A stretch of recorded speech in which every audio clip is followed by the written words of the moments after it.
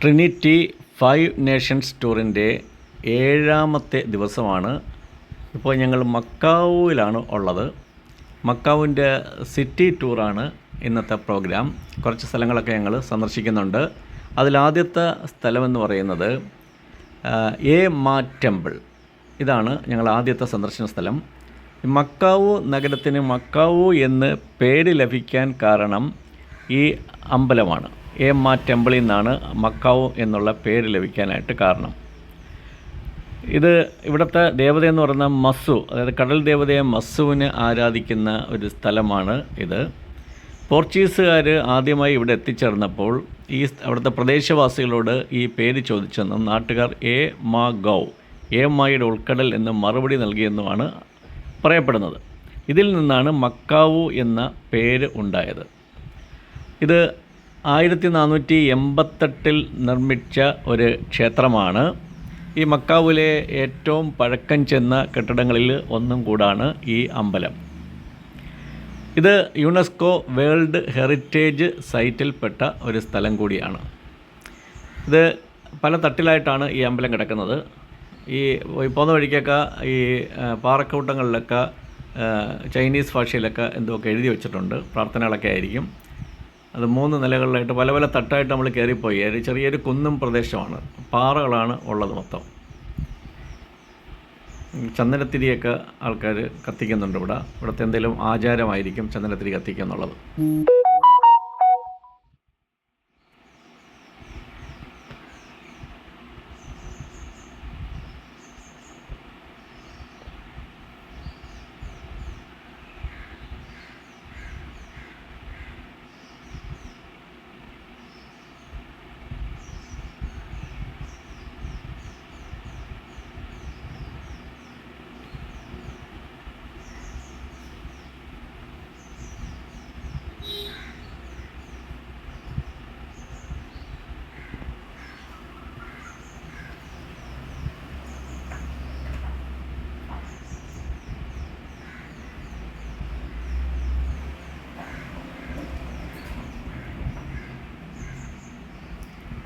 ഇത് Macau Marina.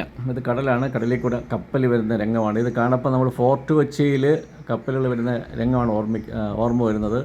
Opposite കാണുന്ന ബിൽഡിങ്ങൊന്നും fort കൊച്ചിയിൽ ഇല്ലെന്നേ ഉള്ളൂ. അതുപോലെ ഇവിടെ ചീന വലയും ഇല്ല. ഇത് ഹാർബറിലോട്ട് അടുത്തുകൊണ്ടിരിക്കുകയാണ് കപ്പൽ.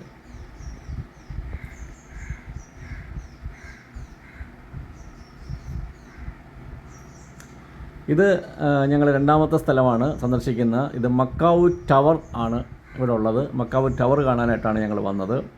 338 മീറ്റർ ഉയരമുള്ള ഒരു ഗോപുരമാണ് ഈ മക്കാവു ടവർ. ഈ ടവറിൻ്റെ മുകളിൽ നിന്ന് നോക്കിയാൽ മക്കാവു നഗരത്തിലെ മുഴുവൻ ഭംഗി ആസ്വദിക്കാനായിട്ട് കഴിയും. നല്ല തെളിഞ്ഞ കാലാവസ്ഥയാണെങ്കിൽ ഷുഹായ്, ചൈനയിലെ ഷുഹായ് നഗരവും കൂടെ നമുക്ക് കാണാൻ സാധിക്കും. ലോകത്തിലെ ഏറ്റവും ഉയരം കൂടിയ ബംഗി ജമ്പ് ഇവിടെയാണ് നടക്കുന്നത്. ഇവിടെയൊക്കെ ഫോട്ടോ സ്റ്റോപ്പ് മാത്രമേ ഉള്ളൂ. ഫോട്ടോ എടുക്കാൻ മാത്രമാണ് ഇവിടെ അങ്ങനെ വന്നത്. ഇതിൻ്റെ മേളിൽ ഒന്നും കയറാനുള്ള പാക്കേജിൽ ഉൾപ്പെടുത്തിയിട്ടില്ല, മേളിൽ കയറാനായിട്ട്.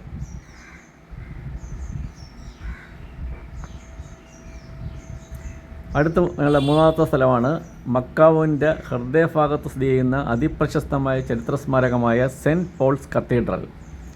കത്തീഡ്രലിൻ്റെ അവശിഷ്ടങ്ങൾ 1602 1640 ഇടയിലാണ് പോർച്ചുഗീസ് മിഷണറിമാർ ഈ കത്തീഡ്രൽ പണി കഴിപ്പിച്ചത്. ഇത് ഞങ്ങൾ പോകുന്നത് ഈ പള്ളിയുടെ തൊട്ടടുത്ത് തന്നെയുള്ള മൗണ്ട് ഫോർട്രസ് എന്ന സ്ഥലമാണ്. കോട്ടയാണ്. അത് ജെസ്യൂട്ട് മിഷണറിമാരാണ് ഇത് നിർമ്മിച്ചത്. 1617 1626 ഇടയ്ക്കാണ്. ഇതും ലോക പൈതൃക പട്ടികയിൽ ഉൾപ്പെട്ടിട്ടുള്ള സ്ഥലമാണ്.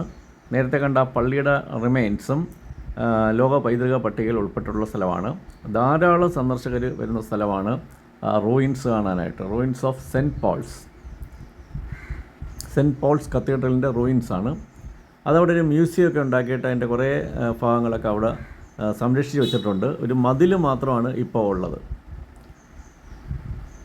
അതായത് 1835 ശക്തമായ ഒരു ചുഴലിക്കാറ്റിലും അതിനെ തുടർന്നുണ്ടായ വൻ തീപിടുത്തത്തിലും പള്ളി പൂർണ്ണമായി നശിച്ചെങ്കിലും ഒരു മതിൽ പോലെ അതിൻ്റെ ഫെക്കേഡ് മുൻഭാഗത്തെ കല്ലിൽ തീർത്ത മതിലവിടെ ഇപ്പോഴും അതേപോലെ ഉണ്ട്. ബാക്കിയുള്ള ഭാഗങ്ങളൊക്കെ സംരക്ഷിച്ച് ഇവിടെ കുറേശ്ശെ നിർത്തിയിട്ടുണ്ട്. പൊളിഞ്ഞു കിടക്കുന്ന സ്ഥലങ്ങളൊക്കെ കണ്ണാടിക്കൂട്ടിലൊക്കെ ആക്കി വെച്ചിട്ടുണ്ട്.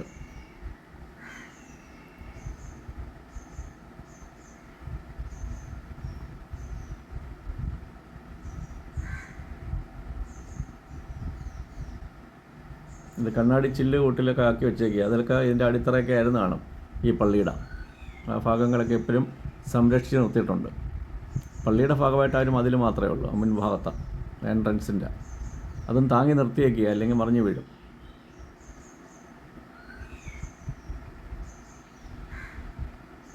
ഇവിടെ ഒരു മ്യൂസിയം കൂടെ ഉണ്ട്.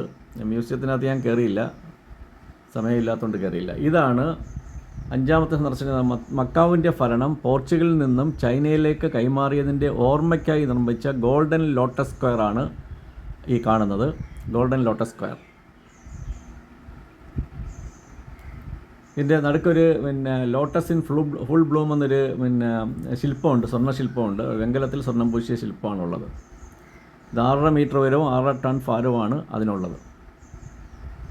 ഇപ്പോൾ ഞങ്ങൾ എത്തിയിരിക്കുന്നത് റോമൻ ശൈലിയിൽ നിർമ്മിക്കപ്പെട്ട വളരെ ആകർഷകമായ നിർമ്മിതിയായ റോമൻ ആംഫി തിയേറ്ററിന് മുമ്പിലാണ്.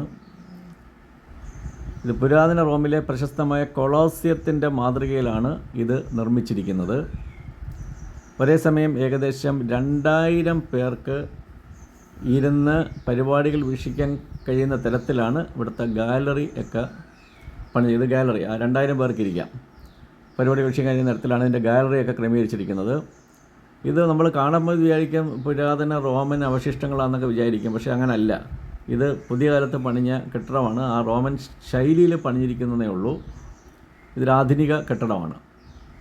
ഏറ്റവും കൂടുതൽ ഇൻസ്റ്റാഗ്രാം റീൽസും ഫോട്ടോസും ഒക്കെ എടുക്കുന്നൊരു സ്ഥലമാണ് ഈ കാണുന്ന സ്ഥലം. ഇത് ഫിഷർമാൻ വാർഫിൻ്റെ ഭാഗമായിട്ടാണ് ഉള്ളത്. ഫിഷർമാൻ വാർഫ് എന്നൊരു സ്ഥലമാണ് ഇവിടെ. അതിൻ്റെ ഭാഗമായിട്ടാണ് ഇതൊക്കെ ഉള്ളത്.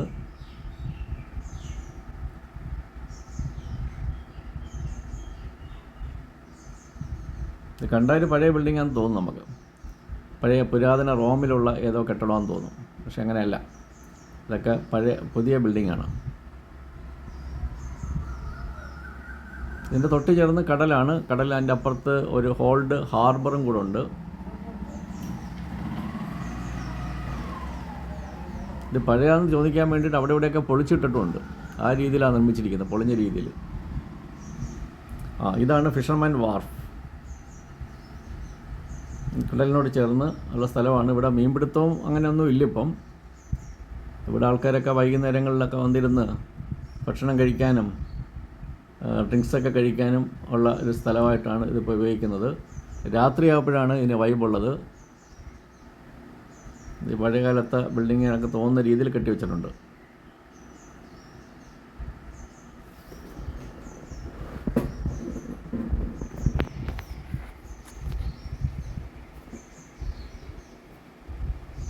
ഇത് മക്കാവു എന്നുള്ള ബ്രിഡ്ജാണ്. മക്കാവിൽ ഇങ്ങനെ കുറേ ബ്രിഡ്ജസ് ഉണ്ട്. ഇതെല്ലാം ചെറിയ ചെറിയ ഐലൻഡായിട്ട് കിടക്കുകയാണ്. അതിനെ തമ്മിൽ കണക്ട് ചെയ്യാനായിട്ടുള്ള കടലിന് മേടിക്കുള്ള ബ്രിഡ്ജസാണ് ഈ കാണുന്നത്. മക്കാവിൽ നിന്ന് ലൻഡാവിലൊക്കെ പോകാൻ എഴുതാനൊക്കെ ഒരു ബ്രിഡ്ജ് ഉണ്ടെന്നാണ് തോന്നുന്നത്. ഇതിപ്പോൾ ഞങ്ങൾ ഉച്ചഭക്ഷണം കഴിക്കാനായിട്ട് വന്നിരിക്കുകയാണ്. ഇത് ഹിമാലയൻ, അതായത് എല്ലാം ഞങ്ങൾ ഉച്ചഭക്ഷണവും രാത്രി ഭക്ഷണം കഴിക്കുന്ന ഇന്ത്യൻ റെസ്റ്റോറൻറ്റിലാണ്. അപ്പോൾ എൻ്റെ ഉള്ളിലാണ്, എൻ്റെ പുറത്താണ് ഞങ്ങൾക്ക് ഫുഡ് അറേഞ്ച് ചെയ്തിരിക്കുന്നത്. അകത്ത് വന്നിരുന്ന് ഫുഡൊക്കെ വെളിയിൽ വെച്ചിരിക്കുകയാണ്. അവിടെ നിന്ന് വിളമ്പിയെടുത്ത് ഈ അകത്ത് കൊണ്ടുവന്ന് കഴിക്കണം.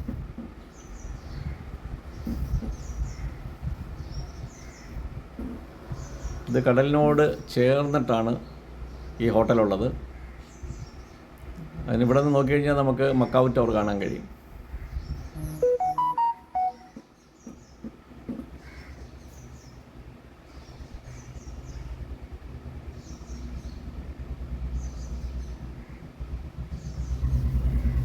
ഇപ്പം ഞങ്ങൾ വന്നിരിക്കുന്നത് സെനാഡോ സ്ക്വയർ എന്ന സ്ഥലത്താണ്.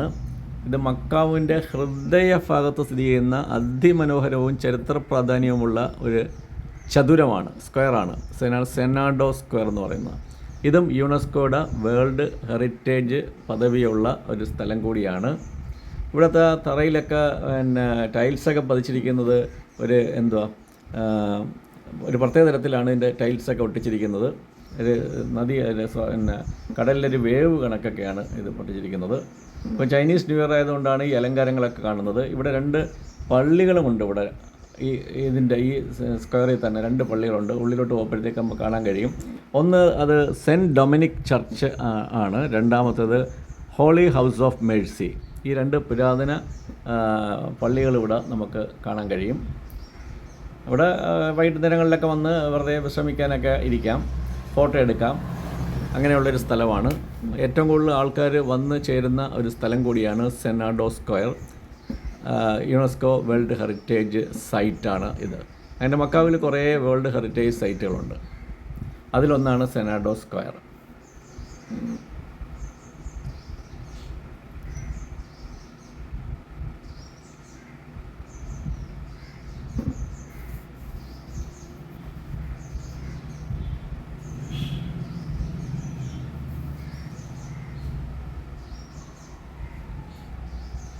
ഇത് പള്ളിക്ക് ഉള്ളിൽ കയറിയ ഇടത്തെയാണ്.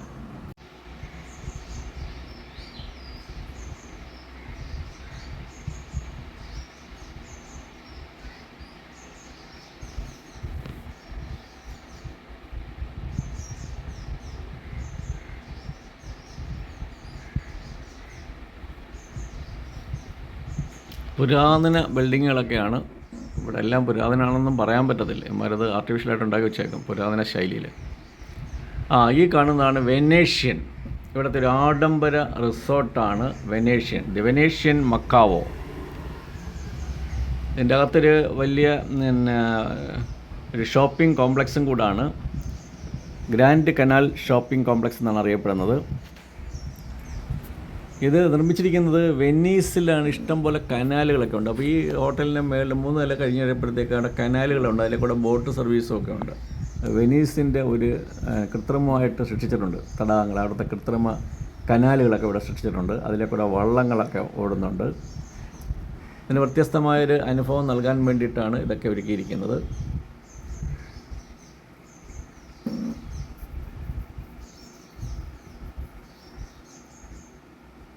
ഇത് അസാധ്യമായ ബിൽഡിങ്ങാണ്. ജെന്നിങ് ഹൈലാൻഡിൽ പോയ പോലെ ഉണ്ട്. ജെന്നിങ് ഹൈലാൻഡിലും ഏകദേശം ഇങ്ങനെയൊക്കെ തന്നെയാണ് അത് അറേഞ്ച് ചെയ്തിരിക്കുന്നത്. റിസോർട്ടും അതിൻ്റെ കൂട്ടത്തിൽ താമസവരുണ്ട്, ഹോട്ടലും കൂടെ ഉണ്ട്, പിന്നെ ഷോപ്പിംഗ് കോംപ്ലക്സും ഉണ്ട്. അവിടെ അതൊക്കെ തന്നെയാണ്. അവിടെ കേബിൾ കാർ വഴി പോകണം, മേളിലേക്ക് ചെല്ലണം. ഇതാണ് ഇവിടുത്തെ കൃത്രിമ ആകാശം.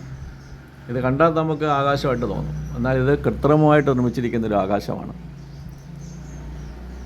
അതാണ് ഇത്. റിസോർട്ടിനുള്ളിൽ തന്നെയുള്ള ഷോപ്പിംഗ് കേന്ദ്രമായ ഗ്രാൻഡ് കനാൽ ഷോപ്സ്, അതിൻ്റെ സീലിംഗ് ആണ് ഇത് കാണുന്നത്.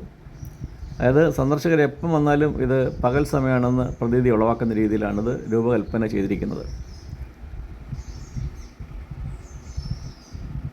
ഇവിടെ ഒരു സ്ത്രീ വയലിൻ വായിക്കുന്നുണ്ട്. അങ്ങനെ പെർഫോമൻസൊക്കെ നടക്കുന്ന സ്ഥലമാണ് ഈ. അവിടെ ഒരു ഓപ്പൺ സ്പേസ് ആണത്. ഓപ്പൺ സ്പേസ് അല്ല, ക്ലോസ്ഡ് ആണ്.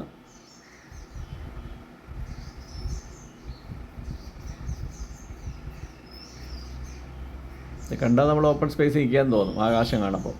കൃത്രിമ ആകാശത്തിൻ്റെ കീഴെ അവരുടെ വയലിൻ പെർഫോമൻസാണ്.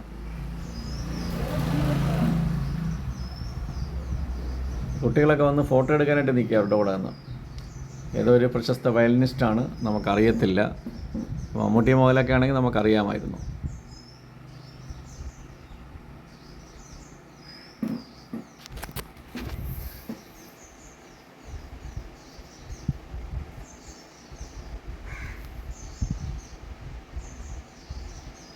ഇങ്ങനെ ഉള്ളിലോട്ട് ഇങ്ങനെ ഷോപ്പിംഗ് കോംപ്ലക്സ് ഇടയ്ക്കുക. കടകൾ അപ്പുറത്തും ഇപ്പുറത്തും കടകളാണ്.